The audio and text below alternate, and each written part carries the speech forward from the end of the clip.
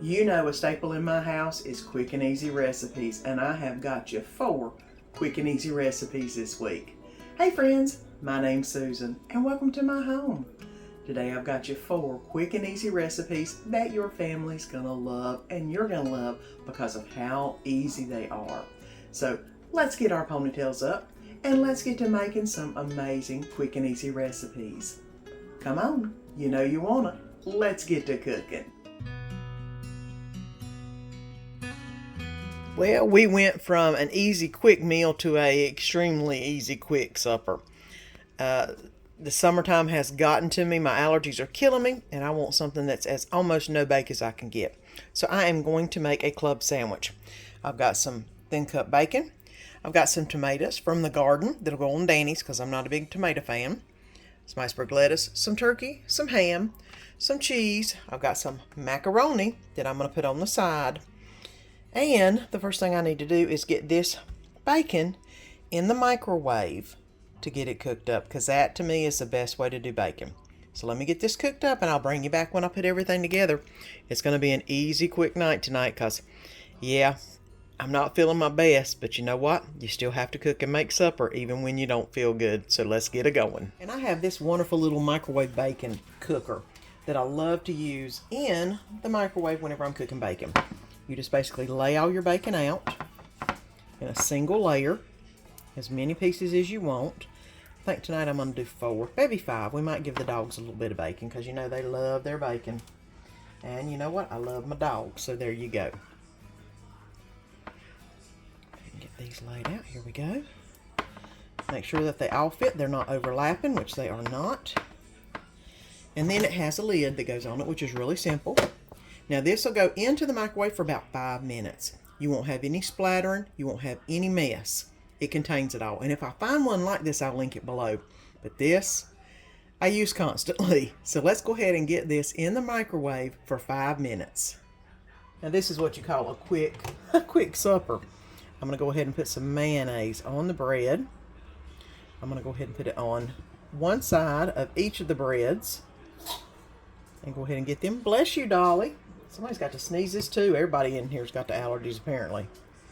Even the dogs. There we go. Okay, I'm gonna put a little bit on the other side on the middle one, but let's go ahead and get this side started. This side has got to be the ham, turkey, and cheese side. We do not eat a lot of turkey breast sandwiches. That's why I got this small pack. We're not big turkey breast people. For this sandwich, yes, we love it. We're normally a ham sandwich, a ham and cheese sandwich kind of thing, which is why I love the Black Forest ham. Love it. Now, mind you, I will spend a little bit to get some Black Forest ham, but you know what? The turkey was like $2. So that's fine. That's fine for me. I'm going to go ahead and add a piece of cheese to the top of this.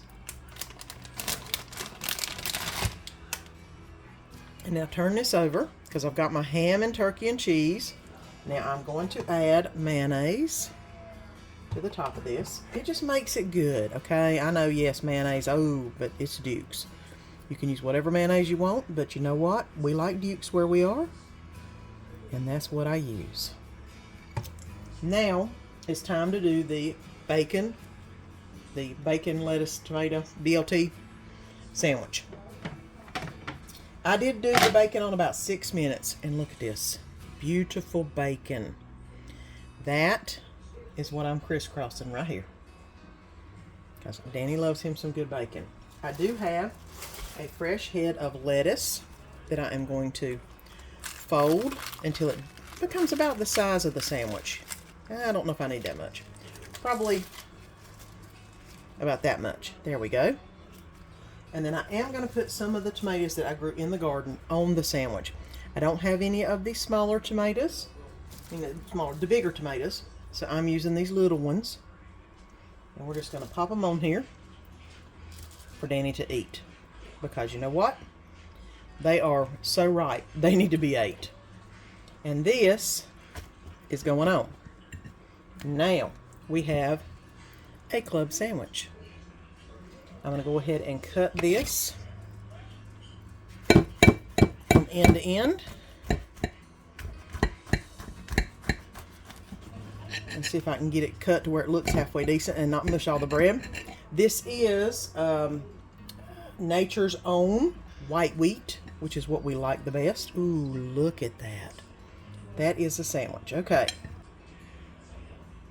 Now, we've got the sandwich made for Danny, because I'm not eating tomato on mine. I'm going to go ahead and add in some of the macaroni salad that we bought at the store, because I'm not feeling my best. It's hot outside, and this was a quick cook a little bit and eat supper. So there we go. And quick and easy was the way it went. This was so good. I wished I'd have had regular tomatoes. They kept trying to fall off. But other than that, great sandwich and quick and easy. Tonight I'm going to be doing some cracked chicken enchiladas. But I'm not doing them in the oven because you know it's hot. I'm going to do them in a crock pot. Y'all see me doing this quite a few times, and no exception, this one's going to be done the same way. I have a little bit of all-purpose flour, some chicken broth, taco seasoning, sour cream, some green chilies, bacon, mild cheddar, Fiesta blend, which I need to get more of, some ranch dressing, I've got some pulled chicken, and I've got some burritos. It called for taco size. Well, you know I don't have that other than the little bitty tiny street tacos. And Danny and I like food, so yeah, this is going to suffice. But let's get going on some cracked chicken enchiladas in the crock pot. And let's go ahead and get the broth that goes over this made. This is a tablespoon and a half of butter that I've melted. I'm gonna put in about a tablespoon and a half, which I'm using half a tablespoon, of flour. This is all-purpose flour. Into that, and I'm gonna let this go ahead and brown up a little bit in the butter before I start the rest of this gravy mix, whatever you want to call it, that's going to be going over top of the enchiladas. I like to get it to where it's a little bit cooked in the sauce, meaning the butter.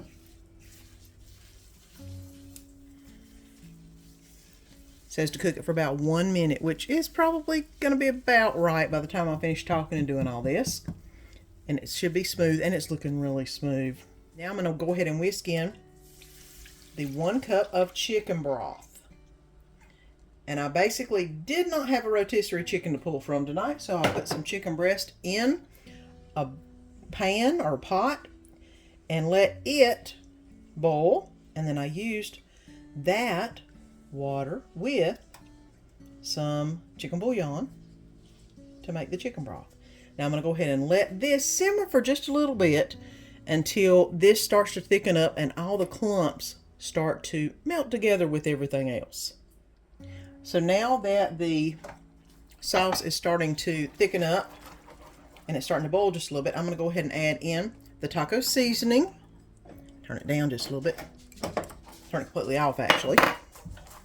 And get this all nicely incorporated. I'm also going to add in the can of green chilies to the mix, because you know chicken and green chilies just go very well together. And this is going to hop in here, and I want to mix all this up.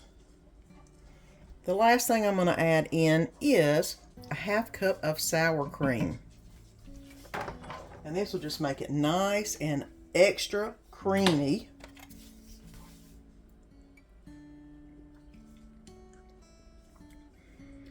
And you're going to want this to basically melt. That way the mixture can be nice and creamy as it can possibly be. So I'm going to go ahead and use the spatula, because if you use the whisk, it would get all inside the whisk. Let me use the spatula to get it all nicely melted. And it smells really good already. So I can only imagine what it's going to taste like. So this is going. And it's almost completely done. What I'm going to do now is make the inside of the enchiladas, since we have the outside of the enchiladas ready, just about ready to roll. Now it's time to mix in the middle of the enchiladas. I've got 1.5 cups of chicken. It's almost close to 2, but it's still kind of lumpy. So I'm gonna just use my fingers to go through here and shred it up as best I can. Because this wasn't cooked in the crock pot, you can tell that. Because when you cook it in the crock pot, it shreds down to nothing, which is an option if you want to put this in the crock pot ahead of time with some water, maybe a little bit of chicken bouillon in it. And then you'd have this ready to go whenever you got home, but I didn't think about that this morning. So, of course, I haven't been feeling my best this week, so I've been doing what I can to get it all done. Next in is going to be some baking bits. It basically calls for 1/2 cup. I'm just using what I have left. I had on hand, which is a pretty good bit, probably about correct in there. It does call for 1 cup of shredded cheddar cheese, which y'all know me. I love my Mexican, so I am going to put a little bit of Mexican in here and a little bit of mild cheddar in there, just because it calls for it. And we want it to be nice and cheesy. I do want a cheese pull on top, so I'm going to save the rest of this to put on top. And I'm going to put in about 1/2 cup of just ranch dressing mix. I have done this before with the ranch dry mix, but never 1/2 cup of just ranch dressing mix, which is probably about all I've got in this one. But that's okay. And here we go. I am going to use the spatula to get out every little bit, because like I said, I didn't have much, but I had enough, I think. And I'm going to go ahead and get this mixed up real quick, and then we'll start stuffing our enchiladas with this wonderful mix right here. And here's what it looks like whenever you get done mixing it up. I'm going to go ahead and start putting this in the burritos. Since I'm making a nice big burrito, I'm going to put not quite half the mixture, probably about 1/4 of the mixture in one, and see how I can roll it and see how it looks and if it'll fit into our crock pot. And now that I've got this completely rolled up and ready to go in the crock pot, let me make the probably 2 next ones that I'm going to make, and let's get them all in the crock pot. Now let's see if I can fit all 3 of these in here. I made 2 smaller ones and 1 bigger one, and I don't know if I'm going to get them all in.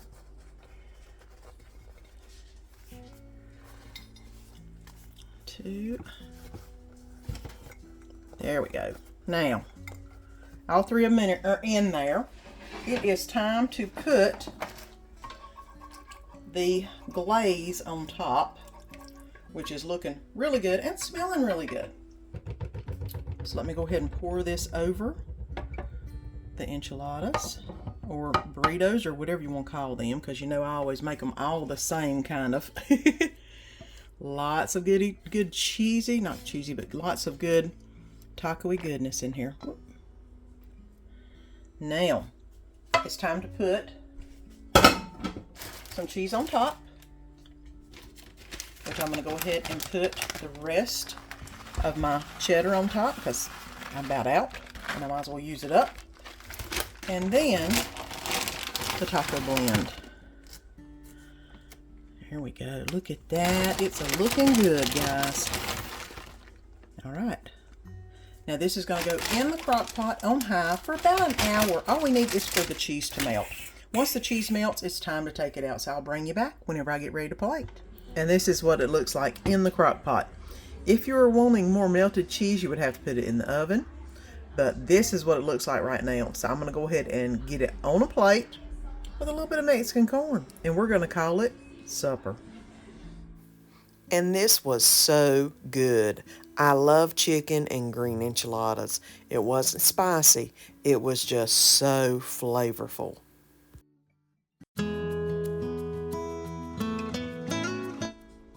Let's make some cheesy Italian rice with sausage. I have got a little bit of olive oil, some rice, garlic, salt, pepper, an onion, some mild Italian sausage, mild cheddar cheese, mozzarella cheese, and some spinach that I'm going to cut up. The first thing I need to do is get the rice in the pot, start it boiling in a separate pot. And then I'll begin the sausage in this pot. So let's get to cooking. And let's go ahead and get started on the ingredients that goes in the big pot. The first thing that it's calling for is about a tablespoon of olive oil, which that looks pretty good. 2 cloves of garlic are also going in. Which should be about right. It calls for a whole onion cut up. This was a large onion. I'm only using about half of it. And that is also going in with the oil. Okay, now this has caramelized just a little bit. I'm going to go ahead and add in the Italian sausage. And I hope you're enjoying the video so far. If you haven't already, go ahead and press that little button down below and subscribe. Don't forget to press that little bell and the all notification, because you don't want to miss any of the upcoming videos and all the good food and fun. And this is going to brown up, and I'm going to go ahead and add the rest of the ingredients. But let's go ahead and let this brown, and I'll bring you back in just a minute.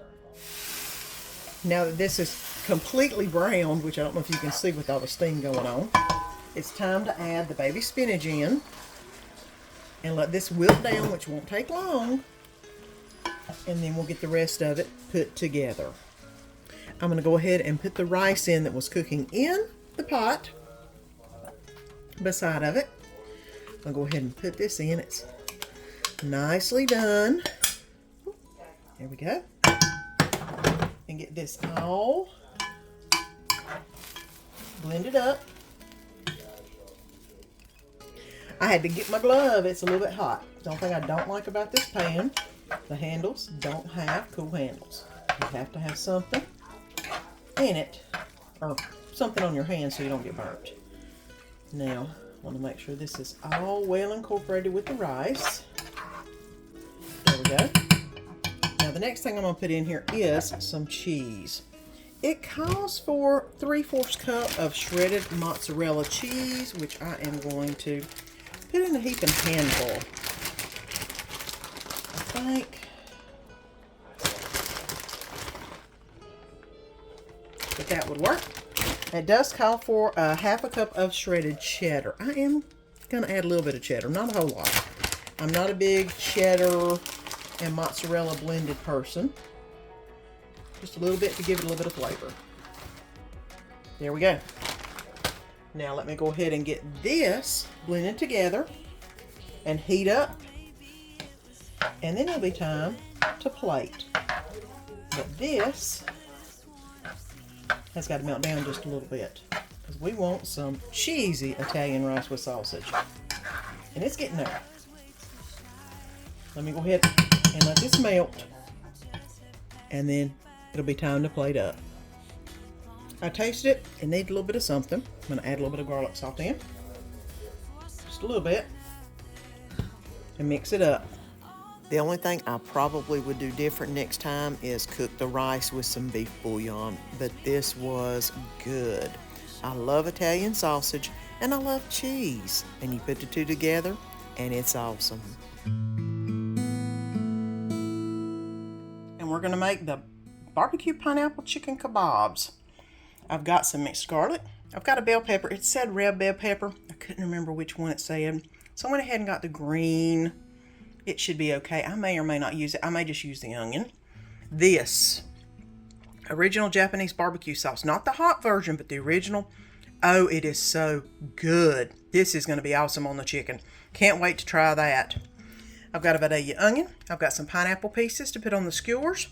And here's my chicken I'm going to cut up and put it in the marinade. And we're going to have some easy fried rice to go with it. So let's get to cutting and getting this in a Ziploc bag so it can start marinating. And these bag holders are not just good for doing freezer meals. I'm going to put all this in here and let it marinate. I'm needing 1 tablespoon of ginger in there. I'm doing 3 teaspoons or 3 cloves of garlic. 1,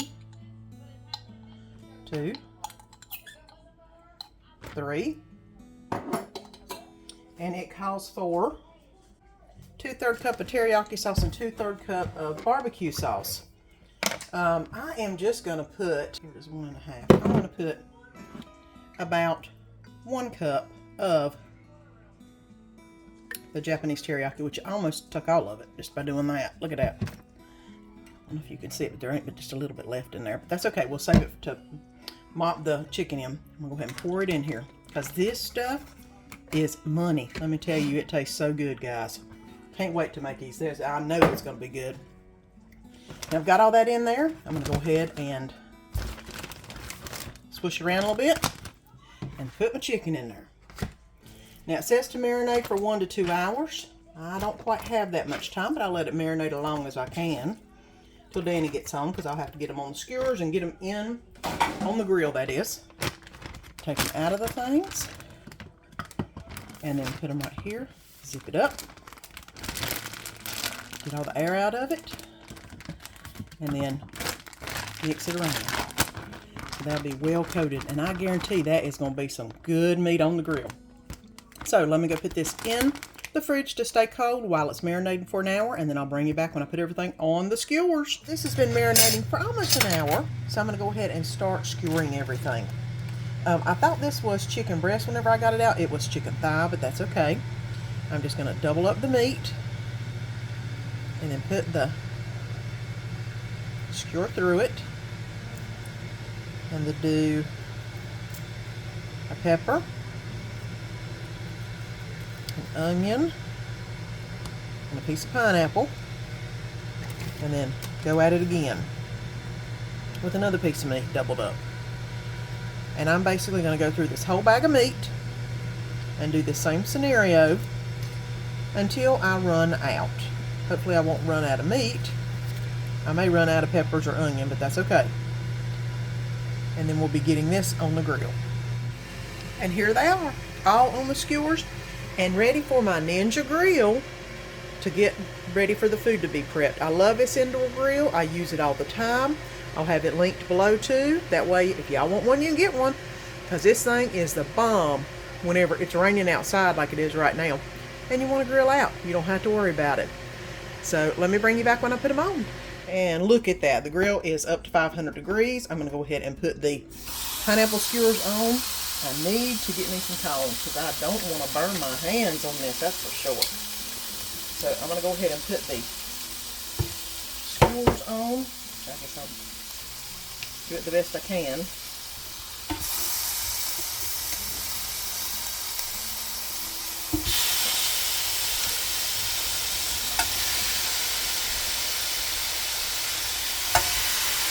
Alright, and we'll let that cook for a little bit. I'll flip them and then they'll be ready to eat. And here we go. It's time to take them off the grill and put them on the plate, and then we'll be eating here in just a minute. And right here they are. Look how pretty they look. All nice and brown. Look, some of them are a little bit more charred than other ones. Those are the ones I like. So let's get them on a plate. This recipe is money. It is so good. You've got to try it. That Japanese barbecue sauce. Quick and easy recipes are a staple in my house, and you know I love a good, easy recipe. If you haven't already, press that little button down below and subscribe.